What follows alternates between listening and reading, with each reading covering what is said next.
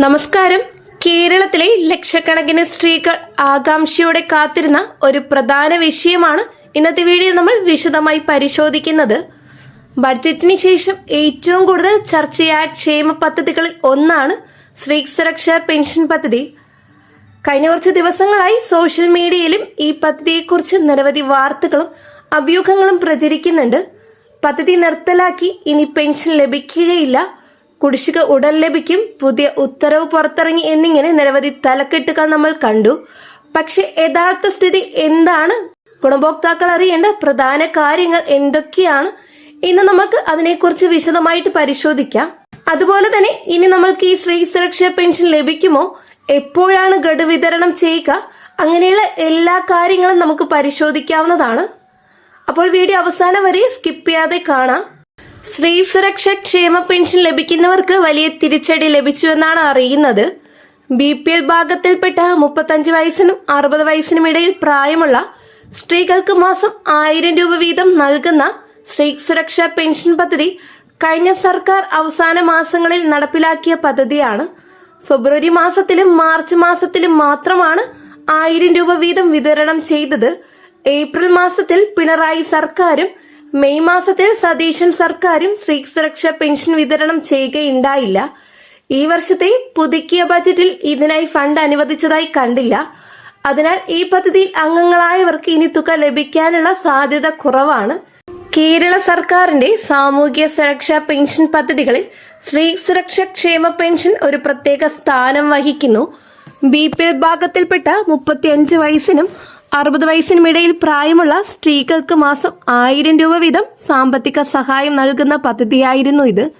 വിധവകൾ, ഉപേക്ഷിക്കപ്പെട്ട ഭാര്യമാർ, വിവാഹമോചനം നേടിയ സ്ത്രീകൾ, അവിവാഹിതരായ നിർധന സ്ത്രീകൾ എന്നിവരുടെ ജീവിതത്തിൽ ഒരു സുരക്ഷാ വലയവുമായി ഈ പദ്ധതി പ്രവർത്തിക്കുന്നുണ്ടായിരുന്നു. കേരളത്തിലെ ഉയർന്ന ജീവിത ചെലവ് കണക്കിലെടുക്കുമ്പോൾ 1000 രൂപ വലിയ തുക അല്ലെങ്കിലും പല വീടുകളിലും അത് അത്യാവശ്യം മരുന്ന് വാങ്ങാനും വൈദ്യുതി ബില്ല് അടയ്ക്കാനും അരിയും പലചരക്ക് വാങ്ങാനും ഉപയോഗിക്കുന്ന തുകയായിരുന്നു ഇത്.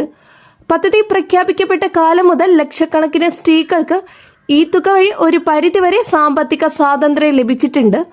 ഒറ്റയ്ക്ക് ജീവിക്കേണ്ടി വരുന്ന സ്ത്രീകൾക്ക് മറ്റുള്ളവരുടെ സഹായം തേടാതെ ദൈനംദിന ചിലവുകൾ നേരിടാൻ ഈ പെൻഷൻ സഹായമായിട്ടുണ്ട്. സ്ത്രീ സുരക്ഷാ പെൻഷൻ പദ്ധതി നടപ്പിലാക്കിയത് കഴിഞ്ഞ സർക്കാരിന്റെ അവസാന മാസങ്ങളിലാണ്. പദ്ധതി പ്രഖ്യാപനം വലിയ സ്വീകാര്യത നേടി.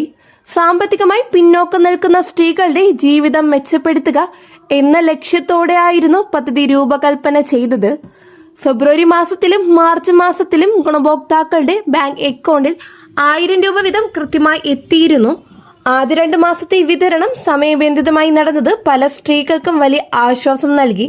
പല വർഷങ്ങളായി പെൻഷൻ കിട്ടാതെ ബുദ്ധിമുട്ടിയവർക്ക് ആദ്യമായി തുക കിട്ടിയപ്പോൾ ഉണ്ടായ സന്തോഷം ചെറുതൊന്നുമല്ല. ആ തുക കൊണ്ട് കടം വീട്ടിയവരും മക്കളുടെ സ്കൂൾ ഫീസ് അടച്ചവരും മരുന്ന് വാങ്ങിയവരുണ്ട്. പദ്ധതി തുടർച്ചയായി നടക്കുമെന്ന പ്രതീക്ഷയോടെയാണ് എല്ലാവരും മാസങ്ങളെ എണ്ണിത്തുടങ്ങിയത്. എന്നാൽ ഏപ്രിൽ മാസം മുതൽ സ്ഥിതി മാറി. പിണറായി സർക്കാരിന്റെ കാലത്ത് ഏപ്രിൽ മാസത്തെ പെൻഷൻ വിതരണം നടന്നില്ല. തുടർന്ന് മെയ് മാസത്തിൽ സതീശൻ സർക്കാർ അധികാരത്തിൽ വന്നതിന് ശേഷവും പെൻഷൻ വിതരണം നടന്നില്ല. തുടർച്ചയായി 2 മാസം പെൻഷൻ മുടങ്ങിയതോടെ ഗുണഭോക്താക്കൾക്കിടയിൽ വലിയ ആശങ്ക പരന്നു. സാമൂഹ്യ മാധ്യമങ്ങളിൽ പെൻഷൻ നിർത്തലാക്കിയെന്ന വാർത്തകൾ പ്രചരിക്കാൻ തുടങ്ങി. പെൻഷൻ കുടിശ്ശിക ഉടൻ ലഭിക്കുമോ എന്ന ആശങ്ക എല്ലാവരിലും ഉണ്ടായി. ഗ്രാമപഞ്ചായത്ത് ഓഫീസുകളിലും സാമൂഹ്യനീതി വകുപ്പ് ഓഫീസുകളിലും ആളുകൾ വിവരങ്ങൾ അന്വേഷിക്കാൻ എത്തിത്തുടങ്ങി. പലർക്കും ബാങ്ക് അക്കൗണ്ട് പരിശോധിച്ചപ്പോൾ തുക വന്നിട്ടില്ലെന്ന് കണ്ടു. സ്മാർട്ട് പോർട്ടലിലെ സ്റ്റാറ്റസ് പരിശോധിച്ചപ്പോൾ പലതും പെൻഡിംഗ് സ്റ്റാറ്റസിൽ തന്നെ തുടർന്നു. ഈ അനിശ്ചിതത്വം സ്ത്രീകളുടെ മാനസിക സംഘർഷം വർദ്ധിപ്പിച്ചു. ഈ വർഷത്തെ പുതുക്കിയ ബജറ്റ് അവതരിപ്പിച്ചപ്പോൾ സ്ത്രീ സുരക്ഷാ പെൻഷന് പ്രത്യേക ഫണ്ട് അനുവദിച്ചതായി കണ്ടില്ല. ബജറ്റ് രേഖകൾ സൂക്ഷ്മമായി പരിശോധിച്ചപ്പോൾ വാർദ്ധക്യ പെൻഷൻ, കർഷക തൊഴിലാളി പെൻഷൻ തുടങ്ങിയ മറ്റ് ക്ഷേമ പെൻഷനുകൾക്ക് വേണ്ടി തുക വകയിരുത്തിയിട്ടുണ്ടെങ്കിലും സ്ത്രീ സുരക്ഷാ പെൻഷന് വേറിട്ട ഒരു പരാമർശമോ തുകയോ ഉണ്ടായിരുന്നില്ല. ബജറ്റിൽ ഫണ്ട് വകയിരുത്താത്തത് പദ്ധതി നിർത്തിവെച്ചതിന്റെ സൂചനയായി വ്യാഖ്യാനിക്കപ്പെട്ടു. സർക്കാർ ഇതുവരെ പദ്ധതി ഔദ്യോഗികമായി നിർത്തിയതായി പ്രഖ്യാപനം നടത്തിയിട്ടില്ല. എന്നാൽ ബജറ്റിലെ അവഗണന ഗുണഭോക്താക്കൾക്ക് ഭാവിയെക്കുറിച്ചുള്ള ആശങ്ക വർദ്ധിപ്പിച്ചു. ബജറ്റിൽ തുക നീക്കിവെക്കാത്തത് ഭാവിയിൽ വിതരണം നടക്കില്ല എന്നതിന്റെ പരോക്ഷ സൂചനയായി പലരും കാണുന്നു. പദ്ധതി തുടരുകയാണെങ്കിൽ സാമ്പത്തിക വകയിരുത്തൽ നിർബന്ധമായി വേണമായിരുന്നു. ആ വകയിരുത്തൽ ഇല്ലാത്തത് പദ്ധതിയുടെ ഭാവി അനിശ്ചിതത്വത്തിലാകുന്നു. സ്ത്രീ സുരക്ഷാ പെൻഷൻ ലഭിക്കുന്നതിന് നിശ്ചിത യോഗ്യതകൾ പാലിക്കേണ്ടതുണ്ട്. അപേക്ഷകർ കേരളത്തിലെ സ്ഥിരതാമസക്കാരായിരിക്കണം. കുടുംബ വാർഷിക വരുമാനം ദാരിദ്ര്യരേഖയ്ക്ക് താഴെയായിരിക്കണം. BPL പട്ടികയിൽ പേരുണ്ടായിരിക്കണം. പ്രായം 35 വയസ്സ് പൂർത്തിയായവരും 60 വയസ്സ് കവിയാത്തവരുമായിരിക്കണം. മറ്റേതെങ്കിലും ക്ഷേമ പെൻഷൻ പദ്ധതിയിൽ നിന്ന് ആനുകൂല്യം ലഭിക്കുന്നവർക്ക് ഈ പെൻഷൻ ലഭിക്കില്ല. ഒരാൾക്ക് ഒരു പെൻഷൻ മാത്രമെന്നതാണ് സർക്കാരിന്റെ നയം. അപേക്ഷ സമർപ്പിക്കുന്നതിന് മുമ്പ് കെ-സ്മാർട്ട് പോർട്ടൽ എന്ന ഓൺലൈൻ സംവിധാനം ഉപയോഗിക്കാം.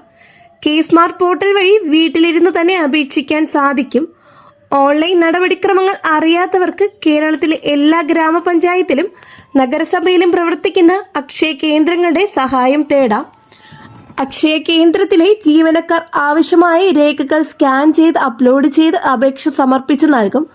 ആധാർ കാർഡ്, ബാങ്ക് പാസ്ബുക്കിന്റെ ആദ്യ പേജ്, BPR സർട്ടിഫിക്കറ്റ്, പ്രായം തെളിയിക്കുന്ന രേഖകൾ എന്നിവ അപേക്ഷയോടൊപ്പം നൽകണം. അപേക്ഷ സമർപ്പിച്ച ശേഷം അതിന്റെ സ്റ്റാറ്റസ് ഓൺലൈനിൽ പരിശോധിക്കാനുള്ള സൗകര്യമുണ്ട്. അപേക്ഷയിൽ നൽകുന്ന മൊബൈൽ നമ്പറിലേക്ക് ഓരോ ഘട്ടത്തിലെയും അപ്ഡേറ്റ് SMS വഴി ലഭിക്കും. പെൻഷൻ തുക മുടങ്ങുന്നതിന് പല കാരണങ്ങളുമുണ്ട്. ബാങ്ക് KYC പൂർത്തിയാക്കാത്തതാണ് ഏറ്റവും സാധാരണമായ കാര്യം. KYC എന്നാൽ ബാങ്കിൽ ആധാർ കാർഡ്, പാൻ കാർഡ് തുടങ്ങിയ രേഖകൾ നൽകി അക്കൗണ്ടിൽ വിവരങ്ങൾ പുതുക്കുന്ന പ്രക്രിയയാണ്. ആധാർ കാർഡ് ബാങ്ക് അക്കൗണ്ടുമായി ബന്ധിപ്പിച്ചില്ലെങ്കിൽ പണം വരുന്നതിൽ കാലതാമസം ഉണ്ടാകും. ബാങ്ക് അക്കൗണ്ട് ദീർഘകാലം ഇടപാടുകൾ ഇല്ലാതെ കിടന്നാൽ നിഷ്ക്രിയമാകും. അങ്ങനെയുള്ള അക്കൗണ്ടിലേക്ക് പണം വരില്ല. അപേക്ഷയിലെ വിവരങ്ങളിലെ പിശകുകൾ സംഭവിക്കുന്നതും പണം മുടങ്ങുന്നതിന് കാരണമാകും. പേര്, വിലാസം, ജനനത്തീയതി, bank account number, IFSC code എന്നിവ എഴുതുമ്പോൾ അക്ഷരത്തെറ്റ് വരാതെ ശ്രദ്ധിക്കണം. ബാങ്ക് പാസ്ബുക്കിന്റെ പകർപ്പ് വ്യക്തമായി സ്കാൻ ചെയ്ത് അപ്ലോഡ് ചെയ്യണം. ഗ്രാമപഞ്ചായത്ത് സെക്രട്ടറിയും വാർഡ് മെമ്പറും അപേക്ഷ പരിശോധിച്ച് ഫീൽഡ് വെരിഫിക്കേഷൻ നടത്തിയ ശേഷമാണ് പെൻഷൻ അനുവദിക്കുന്നത്. ആ പ്രക്രിയയിൽ കാലതാമസം സംഭവിച്ചാൽ പെൻഷൻ വരുന്നതും വൈകും. പെൻഷൻ സംബന്ധിച്ച് സാമൂഹ്യ മാധ്യമങ്ങളിൽ നിരവധി വ്യാജ വാർത്തകൾ പ്രചരിക്കുന്നുണ്ട്. പെൻഷൻ തുക ഇരട്ടിയാക്കി, കുടിശ്ശിക ഉടൻ ലഭിക്കും, പുതിയ അപേക്ഷ സ്വീകരിക്കുന്നില്ല തുടങ്ങിയ വാർത്തകൾ പരിശോധിക്കാതെ വിശ്വസിക്കരുത്. സർക്കാർ ഔദ്യോഗികമായി പ്രഖ്യാപിക്കുന്നതുവരെ ഇത്തരം കാര്യങ്ങൾ സ്ഥിരീകരണമില്ല. കേരള സർക്കാരിന്റെ ഔദ്യോഗിക വെബ്സൈറ്റ് അല്ലെങ്കിൽ ഇൻഫർമേഷൻ പബ്ലിക് റിലേഷൻസ് വകുപ്പിന്റെ ഫേസ്ബുക്ക് പേജ്, പ്രാദേശിക പത്രങ്ങൾ എന്നിവയാണ് വിശ്വസനീയമായ ഉറവിടങ്ങൾ. വാട്സപ്പ് ഗ്രൂപ്പുകളിലും യൂട്യൂബ് ചാനലുകളിലും വരുന്ന വിവരങ്ങൾ സത്യമാണെന്ന് കരുതി അപരിചിതർക്ക് ആധാർ നമ്പറോ ബാങ്ക് OTPയോ നൽകുന്നത് അപകടകരമാണ്. ശ്രദ്ധിക്കുക, സർക്കാർ ജീവനക്കാർ ആരും ഫോൺ വിളിച്ച് OTP ചോദിക്കുകയില്ല. അത്തരം ഫോൺ കോൾ വന്നാൽ ഉടൻ തന്നെ കട്ട് ചെയ്ത് ബ്ലോക്ക് ചെയ്യണം. പെൻഷൻ സംബന്ധിച്ച് എന്തെങ്കിലും സംശയമോ സാങ്കേതിക തടസ്സമോ ഉണ്ടെങ്കിൽ ഏറ്റവും അടുത്തുള്ള അക്ഷയ കേന്ദ്രത്തിൽ പോയി രേഖകളും സ്റ്റാറ്റസും പരിശോധിക്കുന്നതാണ് ഉചിതം. അവിടെയുള്ള ജീവനക്കാർ സൗജന്യമായി സഹായം നൽകും. സ്ത്രീ സുരക്ഷാ പെൻഷൻ പദ്ധതി തുടങ്ങിയതിന്റെ പിന്നിലെ ആശയം സ്ത്രീകളുടെ സാമ്പത്തിക ശാക്തീകരണമാണ്. ഒറ്റയ്ക്ക് ജീവിക്കുന്ന സ്ത്രീകൾക്ക് മാന്യമായ ജീവിതം ഉറപ്പാക്കുക എന്നതായിരുന്നു പ്രധാന ലക്ഷ്യം. പദ്ധതി നടപ്പായ ആദ്യ മാസങ്ങളിൽ പലർക്കും ആശ്വാസം ലഭിച്ചു. എന്നാൽ തുടർന്ന് ഫണ്ട് മുടങ്ങിയതോടെ ആശ്വാസം നഷ്ടമായി. ബജറ്റിൽ ഫണ്ട് വകയിരുത്താത്തത് പദ്ധതിയുടെ ഭാവി അനിശ്ചിതത്വത്തിലാക്കുന്നു. സർക്കാർ ഈ വിഷയത്തിൽ വ്യക്തത വരുത്തേണ്ടതുണ്ട്. പദ്ധതി തുടരുകയാണെങ്കിൽ ബജറ്റിൽ തുക നീക്കിവെക്കണം. നിർത്തുകയാണെന്നുണ്ടെങ്കിൽ അതിന്റെ കാരണവും ബദൽ സംവിധാനവും വിശദീകരിക്കണം. ഗുണഭോക്താക്കളായ സ്ത്രീകൾക്ക് അവരുടെ ഭാവി അറിയാനുള്ള അവകാശമുണ്ട്. പദ്ധതി നിർത്തുകയാണെങ്കിൽ പകരം മറ്റൊരു പദ്ധതി വഴി സഹായം ലഭ്യമാകുന്നത് പരിഗണിക്കണം. കേരളത്തിലെ ക്ഷേമ പെൻഷൻ സംവിധാനം മറ്റ് സംസ്ഥാനങ്ങൾക്ക് മാതൃകയാണ്. വാർദ്ധക്യ പെൻഷൻ, കർഷക തൊഴിലാളി പെൻഷൻ, വിധവാ പെൻഷൻ, വികലാംഗ പെൻഷൻ തുടങ്ങിയവ കൃത്യമായി വിതരണം ചെയ്യുന്നുണ്ട്. ആ പട്ടികയിൽ സ്ത്രീ സുരക്ഷാ പെൻഷനും സ്ഥിരമായി ഉൾപ്പെടുത്തുന്നത് നല്ലതാണ്. സ്ത്രീകളുടെ സാമ്പത്തിക സ്വാതന്ത്ര്യം കുടുംബത്തിന്റെ പുരോഗതിയുമായി നേരിട്ട് ബന്ധപ്പെട്ടിരിക്കുന്നു. ഒരു സ്ത്രീക്ക് സ്ഥിരമായി വരുമാനമുണ്ടെങ്കിൽ കുട്ടികളുടെ വിദ്യാഭ്യാസം മെച്ചപ്പെടും, കുടുംബത്തിലെ പോഷകാഹാരക്കുറവ് കുറയും, ചെറിയ രോഗങ്ങൾക്ക് പോലും ചികിത്സ തേടാൻ കഴിയും, മാനസിക സംഘർഷം കുറയും. അതിനാൽ സ്ത്രീ സുരക്ഷാ പെൻഷൻ പോലുള്ള പദ്ധതികൾ തുടരേണ്ടതുണ്ട്. ഫണ്ട് വർദ്ധിപ്പിക്കുകയും ഗുണഭോക്താക്കളുടെ എണ്ണം കൂട്ടുകയും ചെയ്യുന്നത് സർക്കാരിന്റെ ഉത്തരവാദിത്തമാണ്. വിലക്കയറ്റം അനുസരിച്ച് കാലാകാലങ്ങളിൽ പെൻഷൻ തുക പരിഷ്കരിക്കുന്നത് ഗുണഭോക്താക്കൾക്ക് ആശ്വാസം നൽകും. അവസാനമായി ഓർക്കേണ്ടത് പെൻഷൻ ഒരു ദാനമല്ല, അർഹതയാണ് എന്നതാണ്. സാമ്പത്തികമായി പിന്നോക്കം നിൽക്കുന്ന സ്ത്രീകൾക്ക് ജീവിക്കാനുള്ള അവകാശം ഉറപ്പാക്കുന്നതിനുള്ള സർക്കാരിന്റെ ഉത്തരവാദിത്തമാണ് ഈ പെൻഷൻ. ഗുണഭോക്താക്കൾക്ക് അവരുടെ രേഖകൾ കൃത്യമായി സൂക്ഷിക്കണം, ബാങ്ക് അക്കൗണ്ട് സജീവമായി നിലനിർത്തണം, KYC പുതുക്കണം, ആധാർ സീഡിംഗ് ചെയ്യണം, സ്മാർട്ട് പോർട്ടലിലെ സ്റ്റാറ്റസ് ഇടയ്ക്കിടെ പരിശോധിക്കണം. എന്തെങ്കിലും പ്രശ്നങ്ങളുണ്ടെങ്കിൽ പഞ്ചായത്ത് ഓഫീസുമായി ബന്ധപ്പെടണം. സ്ത്രീ സുരക്ഷാ പെൻഷൻ പദ്ധതിയുടെ ഭാവിയെക്കുറിച്ച് സർക്കാർ ഉടൻ വ്യക്തത വരുത്തുമെന്ന് പ്രതീക്ഷിക്കാം. ഗുണഭോക്താക്കളായ സ്ത്രീകൾക്ക് അവരുടെ അർഹമായ ആനുകൂല്യം കൃത്യമായി ലഭിക്കണം. അതാണ് സാമൂഹ്യ നീതിയുടെ ഭാഗം. കേരളം എല്ലായ്പ്പോഴും ക്ഷേമത്തിന്റെ കാര്യത്തിൽ മുൻപന്തിയിൽ നിൽക്കുന്ന സംസ്ഥാനമാണ്. ആ പാരമ്പര്യം സ്ത്രീ സുരക്ഷാ പെൻഷന്റെ കാര്യത്തിലും തുടരുമെന്ന് വിശ്വസിക്കാം. വളരെ പ്രധാനപ്പെട്ട ഇൻഫർമേഷൻ ആണ് ഇന്നത്തെ വീഡിയോയിൽ ഷെയർ ചെയ്തിട്ടുള്ളത്. ഈ ഒരു വീഡിയോ നിങ്ങൾക്ക് യൂസ്ഫുൾ ആയെന്ന് വിശ്വസിക്കുന്നു. വീഡിയോ ഉപകാരപ്രദമായെങ്കിൽ ചാനൽ സബ്സ്ക്രൈബ് ചെയ്യാനും തൊട്ടടുത്ത് കാണുന്ന ബെല്ലൈക്കൺ അമർത്താനും മറക്കരുത്. കൂടാതെ നിങ്ങളുടെ സുഹൃത്തുക്കളിലേക്ക് ഷെയർ ചെയ്തെത്തിക്കുക. നെക്സ്റ്റ് അപ്ഡേറ്റ്സുമായിട്ട് വീണ്ടും പുതിയൊരു വീഡിയോ കാണാം. എല്ലാവർക്കും നന്ദി, നമസ്കാരം.